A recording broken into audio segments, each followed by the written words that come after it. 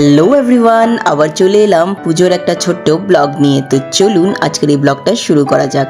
তো সপ্তমী দিন বিকালবেলা চলে গেলাম পুজো দেখতে, আর বেরিয়ে গেছিলাম সল্ট লেক আইবি ব্লগের পুজোটা দেখতে। আর আইবি ব্লগের পুজোটা কেন দেখতে গেছি এখনই বলছি, কারণ এইবার অনেক শুনেছি যে আইবি ব্লগের পুজোর ব্যাপারে। আর এইবার আইবি ব্লগের মেইন অ্যাট্রাকশন ছিল, কারণ আইবি ব্লগে বানিয়েছিল মিনি দুবাই, আর স্পেশাল অ্যাট্রাকশন ছিল ব্রুজ খালিফা। তো সেটা দেখতেই চলে গেলাম। অনেক দিন হলো আমরা কিন্তু এরকমভাবে পুজো দেখিনি। এত ভিড়, দেখতেই পারছেন কি সাংঘাতিক ভিড়। একটা সময় তো মনে হয়েছিল যে দেখবই না, বেরিয়ে যাব। বাট এত কাছে এসে বেরিয়ে যাওয়াটা ঠিক ব্যাপার ছিল না, তাই আমরা ঢুকে গেছিলাম।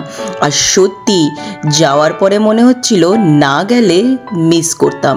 কি দারুণ বানিয়েছে সেটা কিন্তু সত্যি কমেন্ডেবল।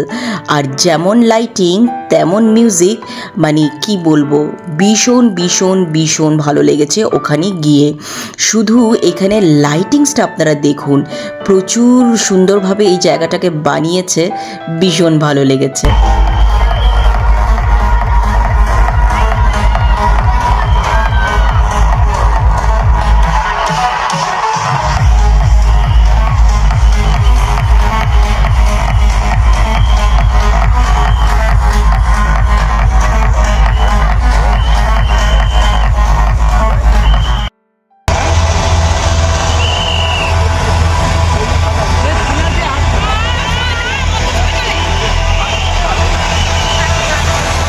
তো মিউজিকটা দেখে তো আপনারা বুঝতেই পারছেন কি সাংঘাতিক ভালো মিউজিক উইথ লাইটিং।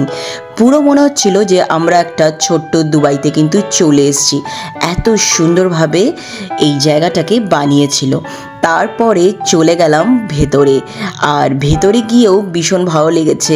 মা দুর্গাকেও খুব সুন্দরভাবে এখানে সাজানো হয়েছে, ভেতরের পুরো প্যান্ডেলটা দারুণ লেগেছে। আর প্রচুর ভিড় ছিল, এখানে তো দাঁড়াতেই দিচ্ছিল না, তাই আমরা খুব স্ট্রাগল করেই আমি ভিডিও করেছি আর কিছু ছবি তুলেছিলাম।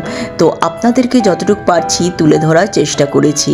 তো কেমন লাগলো নিশ্চয়ই কিন্তু কমেন্ট করে জানাবেন। আর মা দুর্গাকে ভীষণ সুন্দর লাগছিল দেখতে। তারপরে আমরা এখান থেকে দেখে বেরিয়ে গেলাম।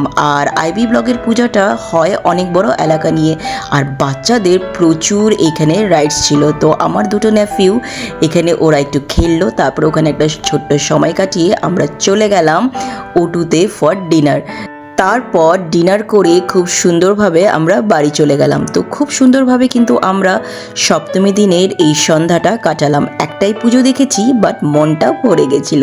তো আমার যদি এই ছোট্ট মিনি ব্লগটা ভালো লাগে, একটা লাইক কমেন্ট শেয়ার করে দেবেন। Bye bye.